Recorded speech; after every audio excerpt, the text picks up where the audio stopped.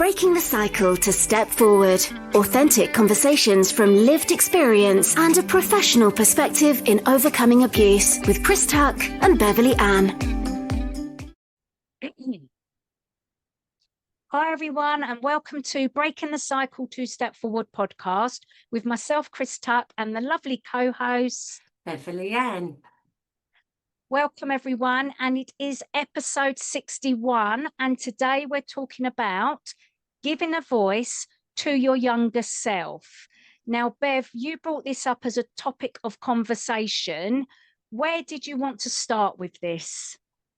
Right, so this is where there's much discussion about recovery, healing, overcoming trauma, and it can often seem the scariest thing or part in our recovery, but when we're able to do it and we can listen to ourselves, it's amazing the breakthroughs that we can have.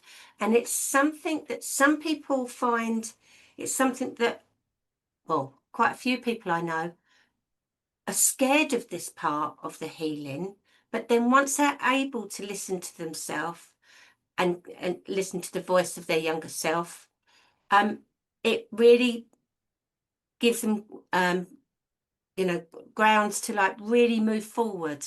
So for instance, I always say myself, and I know many others do, that when you're recovering, it's not about going back to each and every experience of trauma.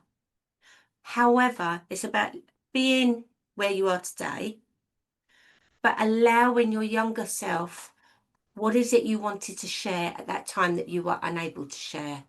Like, for instance, your emotions. It was really sad. It was horrible. I didn't feel comfortable. That kind of thing. And that can be done by speaking in therapy or even writing it down, writing a letter to yourself.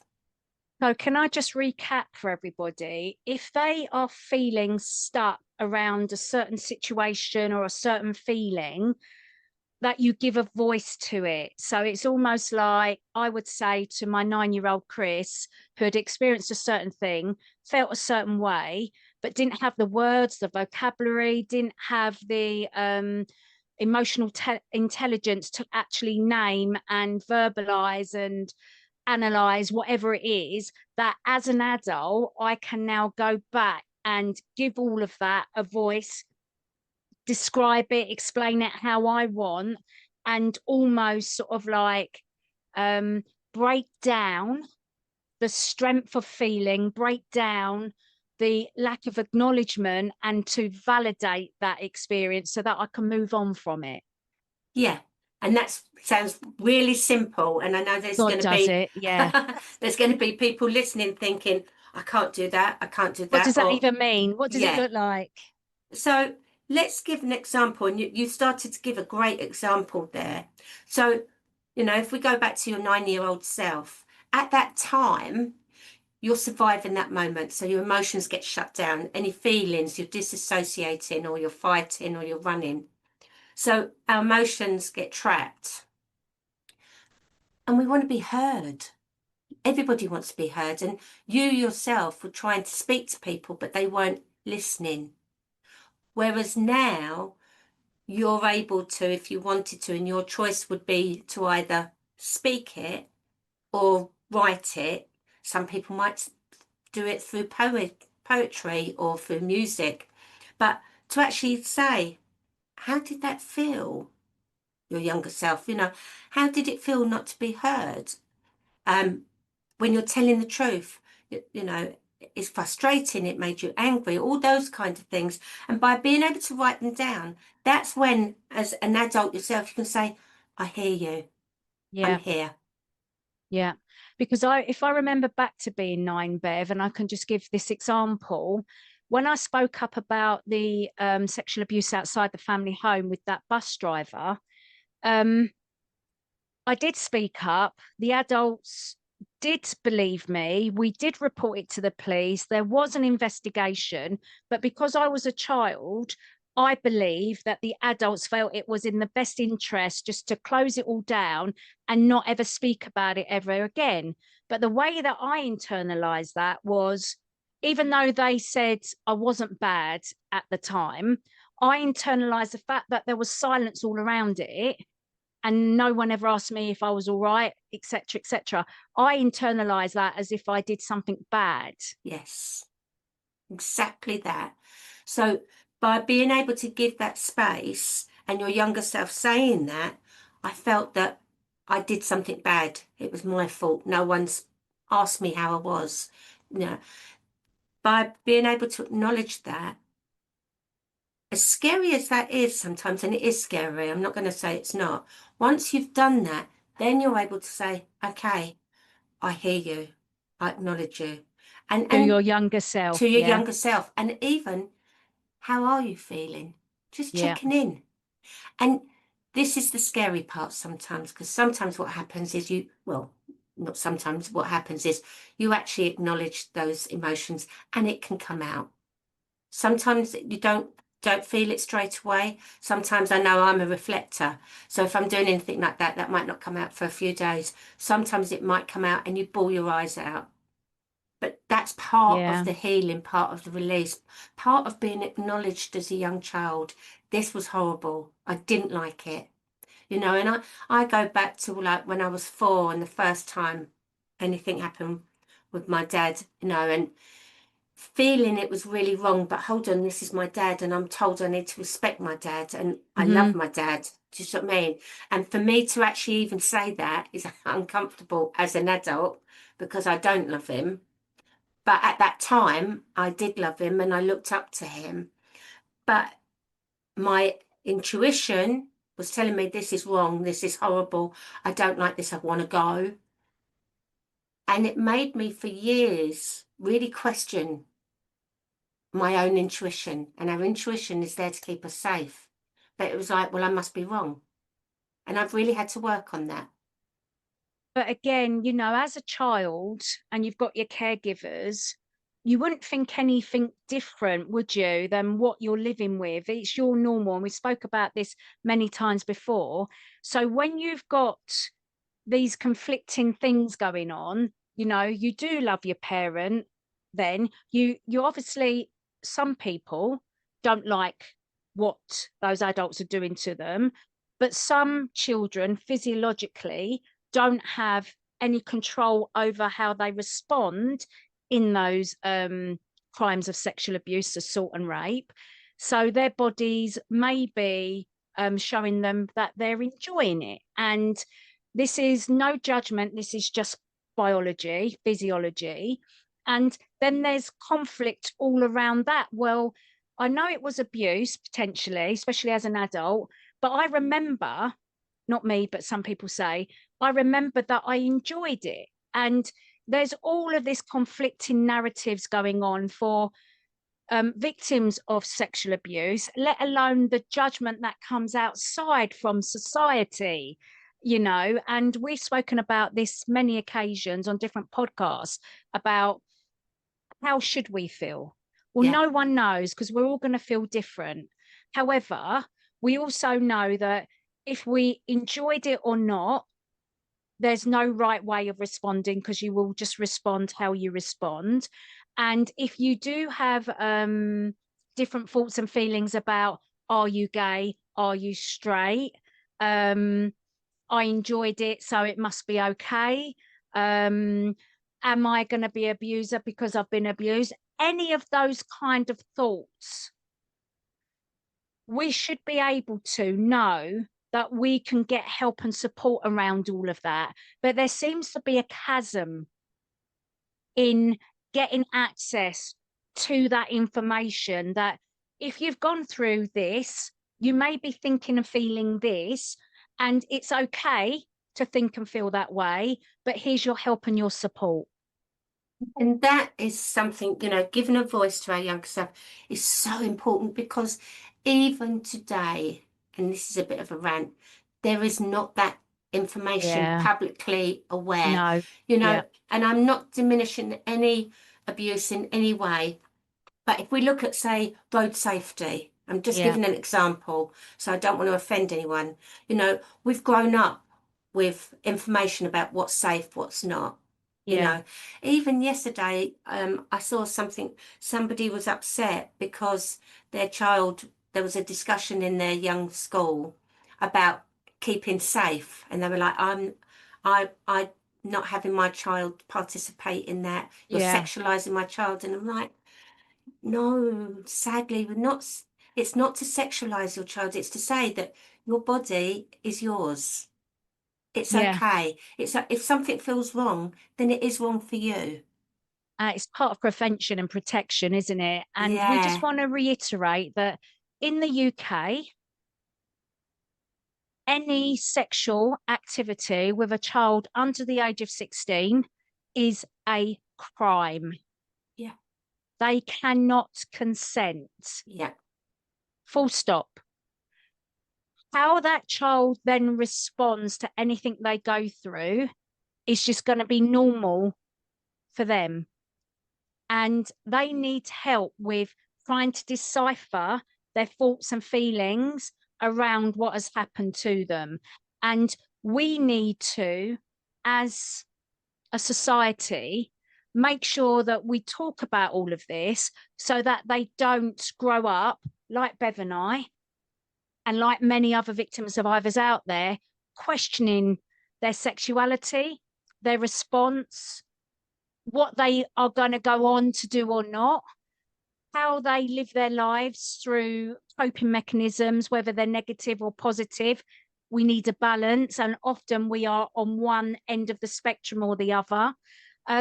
We need to be able to break the silence and the taboo so that anyone that has gone through this then can heal in the best way for them.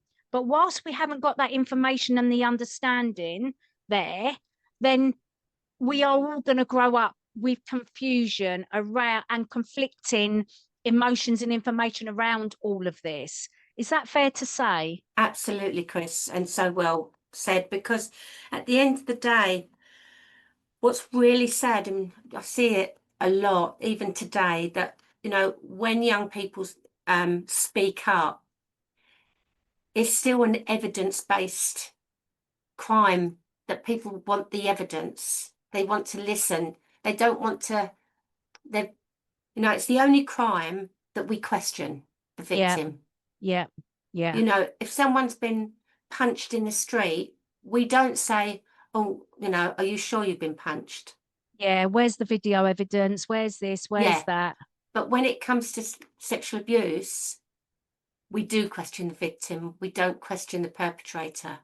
And this is something that we need to change. We need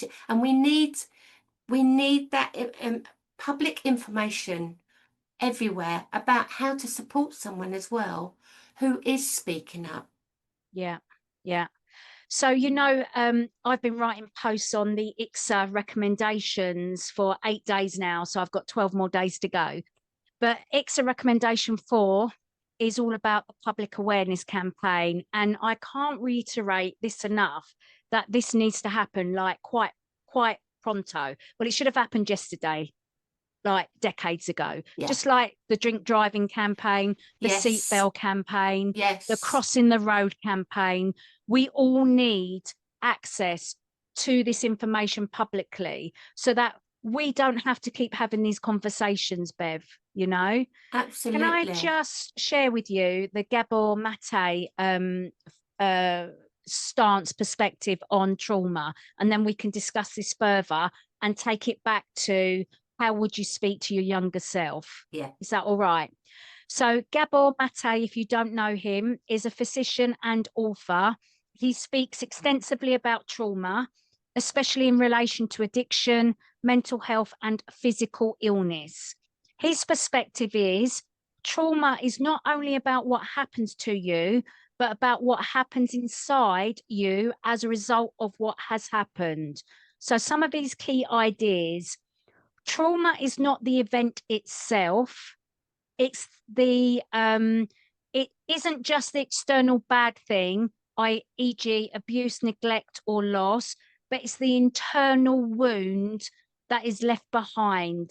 So two people can go through the same event, but whether it becomes traumatic depends on how it's experienced and whether the person had support and safety.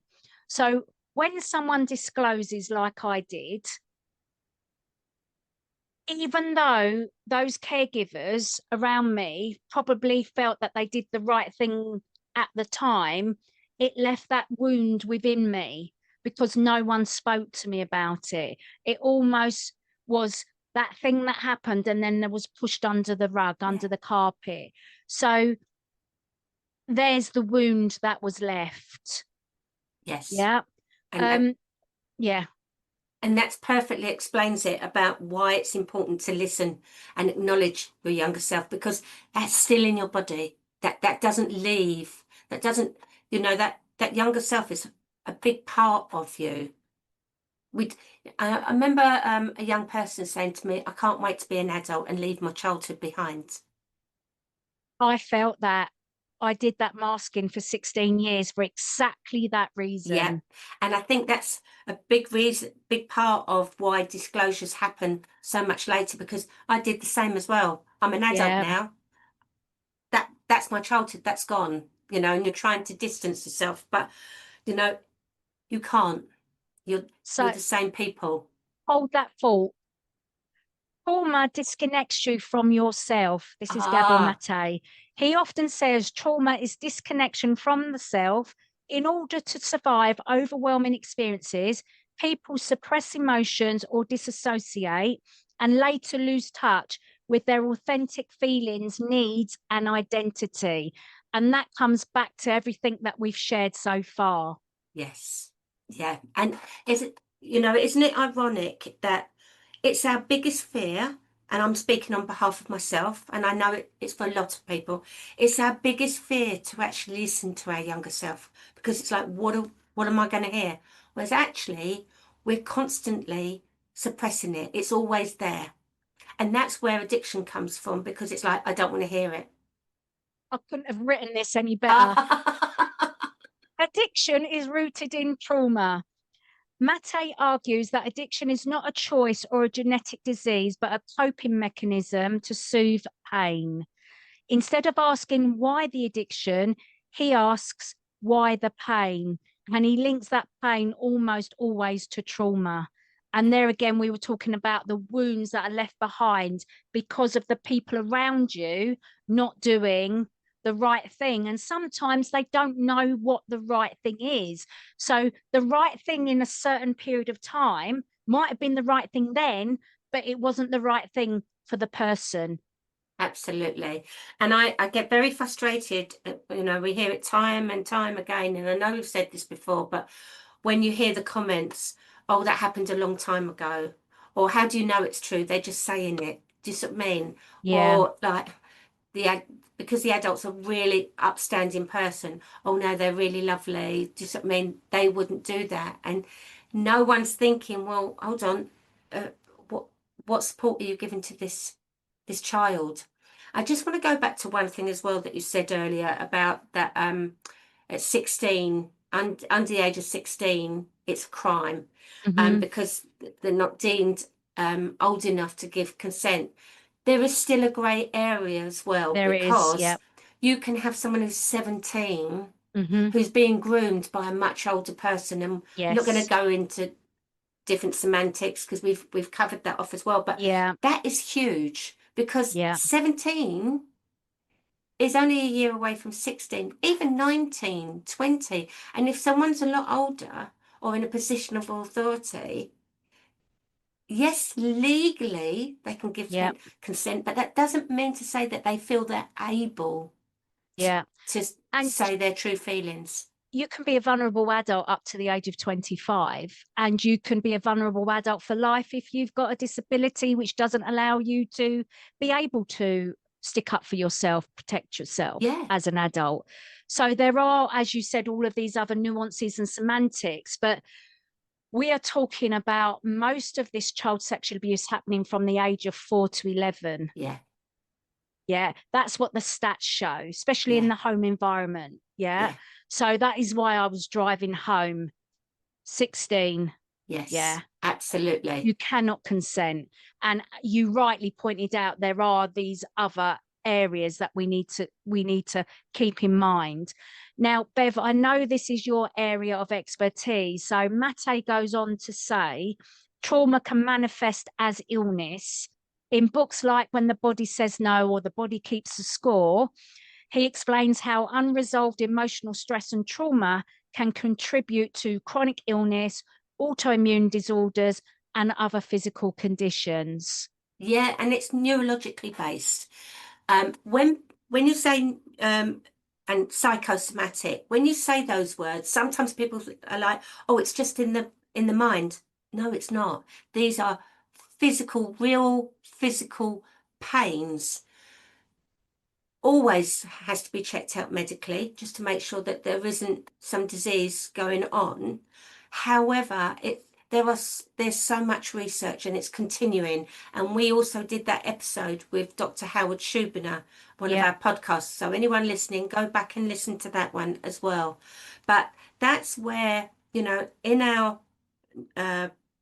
brain, we have neurons. So for instance, our finger doesn't feel pain. It's the neurons in our brain telling us that that hurts because it's been cut. But if you cut the finger and you don't see it, you won't feel it. It's the neurons saying there's pain. So when we have these suppressed emotions that we're unable to verbalize and they become suppressed, there comes a time when the body is holding all of this, and it's actually the physical illness is part of suppression. Well, any physical illness is showing you that there's something wrong, deeply wrong. Your body's highly stressed, overwhelmed, it can't deal with it, so it's showing up in some way. And that's, when you think of migraines, and, I remember when I was suffering hugely with migraines, and then someone approached me because I was taking my medication in, and the pharmacist was saying to me, "Oh, this starts from your stomach." I was like, "No, it's my head. It's a migraine." I understand now why it's happening. It's because where it is it's severe stress. And it does start from the stomach, and it's where your stomach's shutting down, and then you're unable to digest. Your eyesight may go funny. I know I can't see out of one eye. I feel sick and this blinding headache. And it was only when I was able to start recognizing, the build-up, not when it was actually a migraine, the build-up.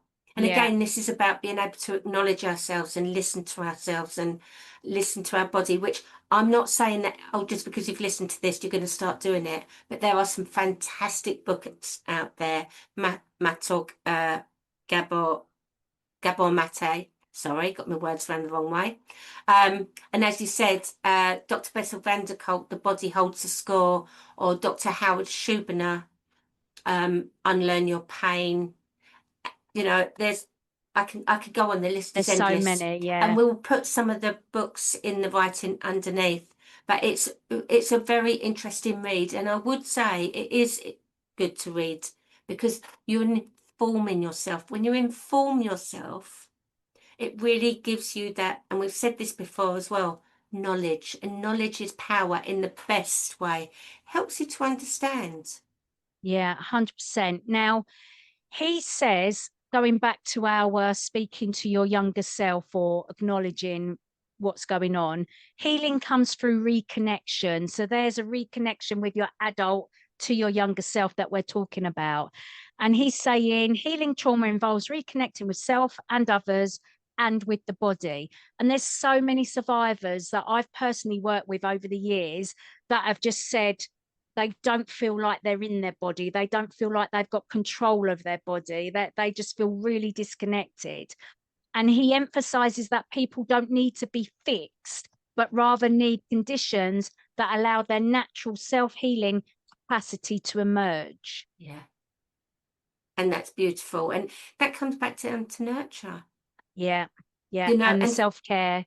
And it's something, some people say to me, all you ever say is self-care. But the reason why I say it is because we don't know what it is, and we have to learn it. We have to learn how to nurture ourselves. And what works. Absolutely. Because what works for you might not work for me.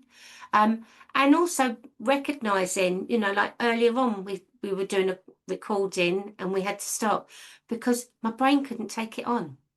Well, nor mine. We were just not on the right page together, was we? Because No, we've got so much going on in our own lives. We started on a topic and it just didn't feel right. no.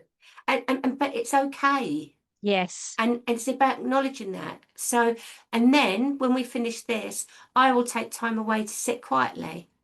Whereas in the Yeah. past, when I was much younger, I would have moved on to the next thing. Yeah. Yeah. Yeah. Yeah. Yeah.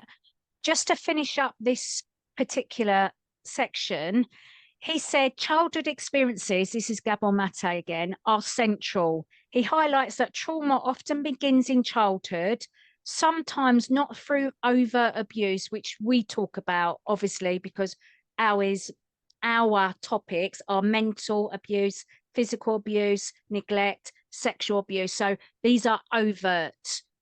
He says, but through subtle misattunement, like a parent being emotionally unavailable. Now, I can actually say that sometimes, especially in the past, I've been emotionally unavailable to my children because I didn't know any different, because Yes. I didn't pick up those books. I didn't read them because I didn't know I had to read them. I didn't Yes. know that as part of my recovery that I would need to understand this thing called trauma and its impacts and recovery. I didn't know I had to do any of that. So I was emotionally unavailable at some stage. So inadvertently, I've now caused my children small t trauma. But I think if you look at all families, this goes on to some extent. Absolutely. This is where I'm an advocate for parenting support for all families. You Yeah, know, and I I'm back that. I'm a big advocate for that. Not to judge anyone, not to No, point fingers, but you know, we don't have the communities that we used to have where you've got bigger families supporting us. You know, we don't have that necessarily. And often we're isolated because people move to different areas. And I think it's so important. I really think it would be a great support structure for families per se. But you know, when you're talking about that, you know, when we think of child development as well, you know, child development, when we look at abuse, okay, if we look at physical abuse, we look at sexual abuse, the biggest figures are between the age of 4 and 11. And think of the development that's happening in the child, in their learning, in their styles of attachment with their caregivers from birth. yeah, You know, no wonder it's a big part of us as adults. yeah, And the yeah. more we try to disassociate from it, the more disassociated we become. But the medical model as well, Bev, it's not set up to even like, I didn't know about the inner child. I didn't know that I needed to reconnect with my younger self and give voice to everything as part of my healing journey.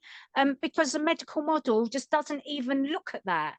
And And when, Mate goes back to say trauma is a root cause behind human suffering, disconnection, and illness. And his work and our work is about recognizing the wounds with compassion and creating pathways back to the authentic self and wholeness, balance. and when I very first heard that word of inner child, inner self, I was Yeah. like, that's too woo-woo for me. Yeah. What you going on about, mate? Come on. But then when I looked at the science to understand it, Yeah. that's where I come from. You know, I understand it now. Oh, that's a big part of my development that I didn't actually get. I didn't have Yeah. a normal child Linear. linear Yeah. childhood development that we like to subscribe to every child. And that's where it's important when we talk about trauma and people start to understand the impairment of the child development. Yeah. That's the part that really hooked me. Once I started Yeah. to understand it, it was like, oh, it's not that there's something wrong with me. Yeah. It's just I've learned to adapt in dangerous scenarios because childhood for me was dangerous. It wasn't a safe place. Yeah, 100%. And I think that as a cultural shift, we need to have this information available to anyone that feels that they need it because they're stuck because of what's happened to them in childhood. And I just think that everyone, as part of the curriculum in school, we should just have a class for everyone where we stand up and we say, right, this is what normal childhood looks like as per the models, as per the learning. And if you have experienced any of this, and this, you may be feeling or experiencing this, and this. And if you want help, here's the help and support. Yeah. And I think everyone needs that base knowledge. Absolutely. And you could start, there's one of the simplest places to start is asking, is anyone in the swim ever feel anxious at all? Yeah. Yeah. Why? Yeah. Well, even if they don't know why at that time, Yeah. what's happening to you when you feel anxious? I know what happens to me. I know. But I remember I had a conversation with a young person not that long ago. And I was speaking to them about anxiety, and they said, no, I don't have anxiety. I said, what does anxiety looks like to you? And they said, it's when you can't breathe. Yeah. And I said, okay. I said, are you aware that anxiety can look very different for different people? And this is what I see coming out in you. And then they were like, really? I didn't understand that. Yeah. Yeah. And now once I've got an understanding, I'm not saying it stopped, but they're able to think, they're learning, okay, what can I do in that time? So that it doesn't go from anxiety to crisis. Yeah. But this is, So we simple. don't know what we don't know. Absolutely. Yeah? So that's why I really want to push that we need this baseline of education, because when we've got that baseline of education, we can do things differently. We can have the ability to respond to what is going on for us. Absolutely. And also, if we're able to understand it at a younger age, we're able to access our emotions much quicker. And one of the bits, dissociative disorder, that's the medical term for it, but we can help start preventing that on such a scale that is being diagnosed, because it can be very disabling when actually it's an impact of trauma. Yeah. So to finish up, what's your last thought on this, Chris, before we finish up on this podcast session? I think really that speaking to your younger self is not a woo-woo idea. There is lots of research, as you've explained, behind it all, and it's part of the healing journey. And we just are trying to share our knowledge, expertise, insight to just explain this on a level that people will hopefully pick it up, it resonates with them, and they can go forth and get them their own help and support that will help them. Because just because something's worked for me, worked for you, it might not work for other people. But just having these conversations are breaking the taboo and the silence, and hopefully we can educate not only individuals but also practitioners and professionals and workplaces. That's it, really, she says. Well, I'm going to go on from there and say that sometimes, as scary as it is, some people are so scared to speak to people that they say, you need to see someone. And straight away, actually, no, most people just want to be heard. Yeah. They don't want to be fixed. They just want a safe space to try and learn and get in touch with how they're feeling. And if you can be that listening ear, you don't have to be a professional to be a listener. Yeah. And as Gabor Mate said, you can't fix people. No. We've got to empower individuals to actually do what they need to do. So I was thinking about this morning. It's completely it was completely unrelated, but now it's not. When say like someone's living in a country where there's not water system, and we just keep giving them the water, Yes. they are always dependent on us. Whereas if we give them the tools to Yes. dig the wells, to put the water in place for themselves, then they've got the toolkit and the skill set to never depend on other people again. So we're empowering them. And this is what Absolutely. we're trying to do through these podcasts. 100%, and well said. Great analogy. So if anyone's got any questions, please get in contact with us. Breaking the Cycle 2stepforward@gmail.com. We will add some of the books that we've mentioned underneath so that you can follow them up and you can have a read yourself. If there's any other books that you read, let us know. We'd like to share that information as well. So thank you very much, as usual, for listening to us. And it's goodbye from me. And goodbye from me. Bye-bye. Bye, everyone.